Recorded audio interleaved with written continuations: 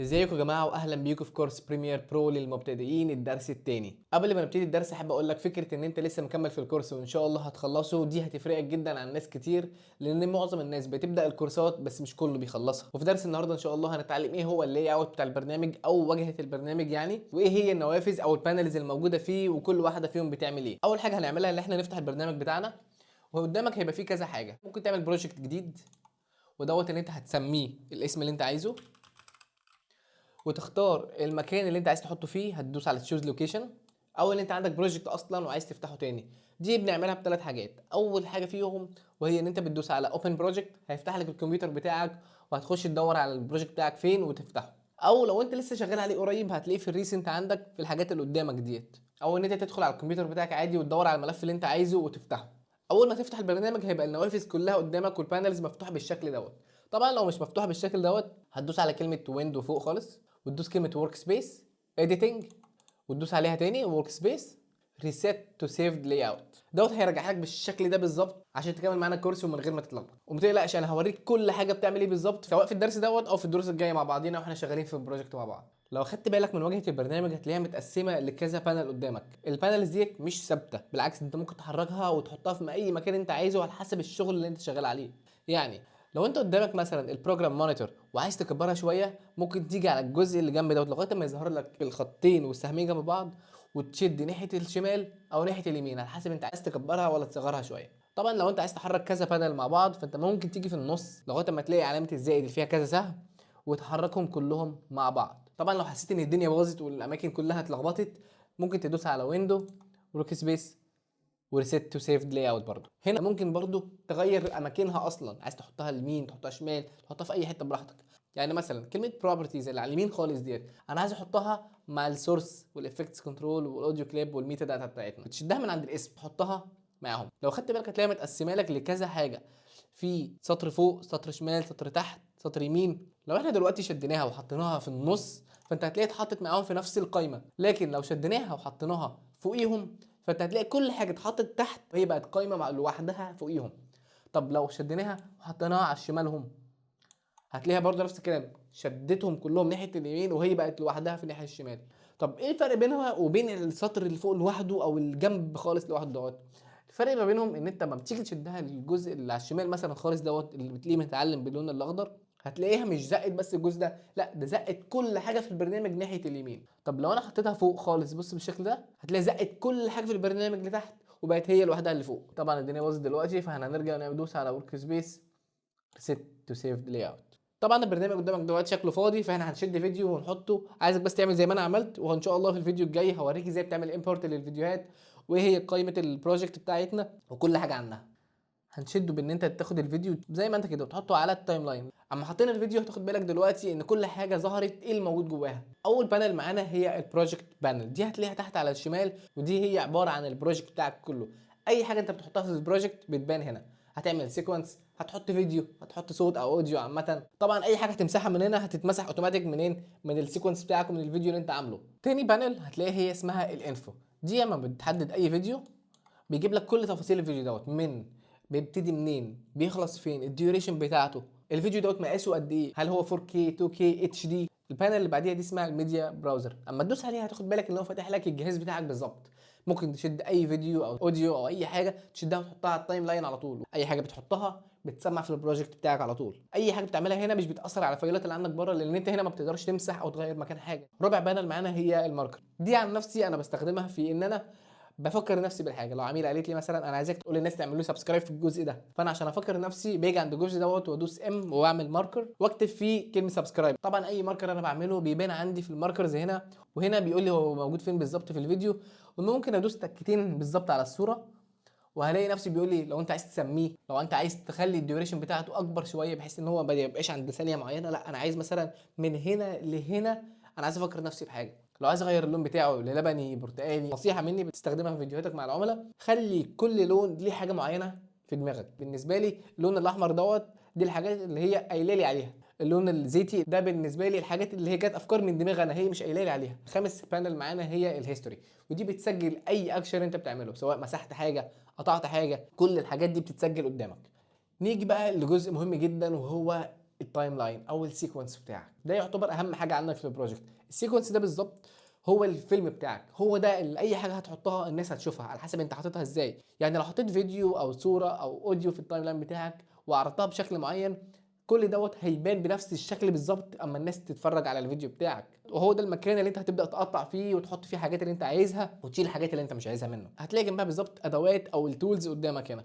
اول حاجه مثلا عندك هتلاقي السلكت دوت، بتعمل سلكت بتغير مكان، بتشد حاجه. عندك تاني حاجه دي بتقول لك سلكت كل حاجه الناحيه ديت. يعني مثلا عندك الفيديو كذا حاجه قدامك كده اهو، فانا لو عايز اختار الفيديو ده وده وده، مش هختار كل واحد لوحده، انا هدوس على ايه وهدوس تكه من اول المكان اللي فيه الماوس هيختار كل حاجه جايه. طب لو انا دوست عليها تكه وطولت شويه، هتلاقيه بيبين لك اوبشنز ثانيه، كل حاجه بتبين لك اوبشنز ثانيه تحتيها. الحاجات دي طبعا هقولها لك بالتفصيل واحنا شغالين في البروجكت بتاعنا، بس انا حبيت اديك اوفر فيو عنها. وانت شغال هتاخد بالك من حاجه، ان الشاشه اللي انت شايفها دي قدامك واللي فيها الفيديو باين اسمها البروجرام مونيتور. دي بيبقى فيها الفيديو النهائي اللي الناس هتشوفه. عندك بعديها بانل اسمها السورس مونيتور. دي الناس بتتلخبط بينها وبين البروجرام مونيتور لان هي بتعرض برضه فيديو، بس لو خدت بالك الفرق بينها وبين البروجرام بتعرض الفيديو اللي الناس هتشوفه. يعني انت لو حاطط فيديو اولاني، فيديو تاني، فيديو تالت مختلفين عن بعض ومشيت في السيكونس، هتلاقي بيقول لك في البروجرام مونيتور الفيديو الاول اهو دخل على التاني، دخل على التالت، وهكذا. طب السورس بتعمل ايه؟ لا، السورس دي ما بتدوس على اي فيديو تكتين كده بتلاقيه يطلع لك الفيديو بتاعك. ولو خدت بالك من الجزء اللي تحتيها بالظبط عامل زي التايم لاين شويه، بيبقى جايب لك جزء كده معمول له هايلايت او ابيض شويه كده، ده بيقول لك هو ده الجزء في الفيديو اللي موجود في السيكونس عندك. انما ايه الحاجات اللي كلها ديت؟ دوت هو الفيديو كامل على بعضه، الفيديو بتاعك الاساسي اللي انت قبل ما تقطعه كان كده. عندك بانل بعديها اسمها الافكتس كنترول. دي مش بتظهر لك الا لما انت بتبقى محدد حاجه، يعني دايس على فيديو، غير كده بتبقى باينه لك فاضيه. فانت لما تدوس على فيديو دي ميزتها ان انت بتتحكم فيها من كل حاجه، اسمها افكتس كنترول. عايز تجيب الفيديو بتاعك او الصوره بتاعتك يمين شمال، عايز تكبرهم، عايز مثلا تلفها لمين، تخلي الاوباسيتي بتاعتها او الشفافيه بتاعتها تبقى مش باينه، تبقى باينه قوي، وهكذا. طبعا في بريمير الجديد هم عاملين افكت اسمه الكروب. الايفكت دوت في النسخ القديمه ما كانش محطوط، هم هنا في النسخه الجديده تقريبا من اول 2023 تقريبا بدأوا يحطوه كحاجه اساسيه في الافكتس كنترول. لكن لو انت كنت عايزه كنت بتخش على افكتس وبتدوس كلمه كروب وبتاخده تشده وتحطه هنا. اي افكت انت بتحطه على الفيديو زي ما هوريك بعد شويه في المرحله بتاعت الافكتس بيبان لك في الافكتس كنترول، تلعب فيها وتغير فيها على حسب انت عايز ايه بالظبط. نيجي للبانل اللي بعديها اسمها اوديو تراك ميكسر. البانل ديت الميزه بتاعتها ان هي بتتحكم في كل التراكس بتاعت الاوديو اللي عندك تحت. لو خدت بالك مثلا هتلاقي مكتوب A1 A2 و A3، وهتلاقي برضو في السيكونس عندنا مكتوب A1 A2 A3. ميزه من مميزاتها مثلا ان انا لما يبقى عندي تراك انا حطيت فيه كل الساوند افكتس بتاعتي وعايز اغطيها كلها، فبيجي عليه واقول مثلا اللي هو التراك التاني، واجي عند التراك التاني اوطي كله او اعلي كله مره واحده مثلا لو انا عايز اعلي كل حاجه. هنيجي بعديها البانل اسمها الافكتس، هي المؤثرات اللي انت بتحطها على الفيديو او الاوديو بتاعك. يعني مثلا لو عايز تخلي الفيديو بتاعك بلوري شويه او ملغمش شويه بتحط افكت اسمه بلور، بتكتب بلور فيها وتشده تحطه على الفيديو بتاعك. هتيجي عندك في الافكتس تغير في الرقم بحيث انك انت تخليه بلوري اكتر وملغمش اكتر، ولا تخليه اقل شويه وتخففه شويه. عندك افكتات تانية للصوت، مش كل حاجه بتتعمل للفيديو بس. عندك حاجه زي الايكو، لو عايز تعمل مثلا صدى صوت لحد حواليك. طبعا اللي بيفرق بين اي حد بروفيشنال واي حد تاني هو الكيوريوسيتي او الفضول عندك، ان انت تخش وتجرب هنا وتجرب دي وتحط افكت والتاني والتالت وتلعب فيهم وتشوف بيعملوا ايه. هي دي الحاجه الوحيده حرفيا اللي هتبقى مخليك في ليفل تاني عن الناس كلها. نيجي بعدها البانل اسمها essential sounds. لو عايز تجيبها هتخش على ويندو وهتلاقيها تحت الافكتس. البانل دي مليانه مميزات، ابسط حاجه فيها هتوفر عليك مجهود كبير جدا. يعني مثلا لو انت عندك بودكاست وعندك اغنيه من حلال بيتس وعندك ساوند افكتس، فانت بالطريقه العاديه هتيجي على الاغنيه بتاعتك وتعمل كي فريمز في الحتت اللي هم ساكتين فيها والحتت اللي هم عاليين فيها وتعلي وتوطي وتاخد مجهود كبير جدا. لكن الاسينشال ساوندز بتصنف لك الاوديو بتاعك في السيكونس بتاعك كل حاجه لوحدها. يعني لو انت عندك هم بيتكلموا هيتصنف على اساس اللي هو ديالوج، لو في اغنيه هتصنف على هي اغنيه، والساوند افكتس بتصنف على هم ساوند افكتس. الجزء الحلو في الموضوع هنا هتلاقي ان انت ما تدوس على الاغنيه وتنزل تحت شويه هتلاقي حاجه اسمها الداكينج هتفعلها. والداكينج ده عباره عن ان هو بيقول لك عايز توطي الاغنيه امتى بالظبط. انا عايز اوطي الاغنيه اما هم يتكلموا، فبالتالي بيقول لك داك اجينست ايه، داك اجينست دايالوج.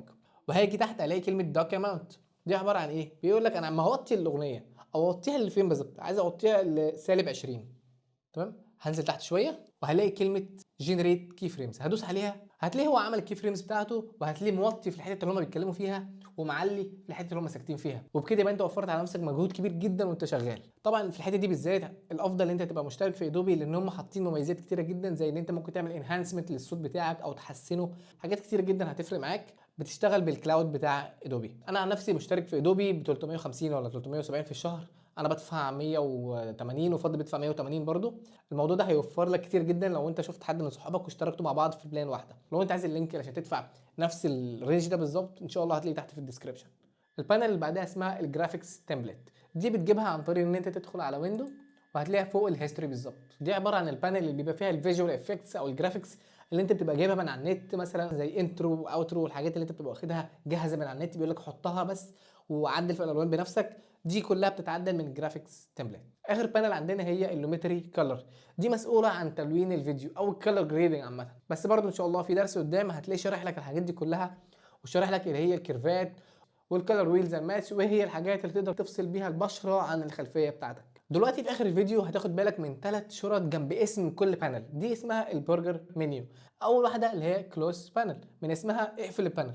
تاني واحده اللي هي اسمها اندوك بانل، دي لما بتدوس عليها تقدر تتحكم في البانل وتطلعك انها ويندو لوحدها او نافذه لوحدها تقدر تحطها في اي حته. كلوز اذر بانلز ان جروب، دي بتبان لك اما يبقى عندك كذا بانل مفتوحه في نفس الويندو او نفس النافذه دي بالظبط، فبتقول له اقفل لي كله ما عدا دي. تحتيها البانل جروب سيتنجز، دي بقى في جواها ايه؟ كلوز بانل جروب، اقفل لي النافذه اللي فيها البانلز دي كلها على بعضها. تحتيها اندوك، نفس الموضوع، فرق لي كل الحاجات دي وطلعها لي بره، ما تخليهاش محطوطه في حته معينه. ماكسمايز بانل جروب، دي بدوس عليها اما بقى عايز الويندو دي بس او البانل دي بس تبقى واخد الشاشه كلها. ودلوقتي عشان نعمل ريكاب للفيديو كله ونشوف ايه اللي اتعلمناه.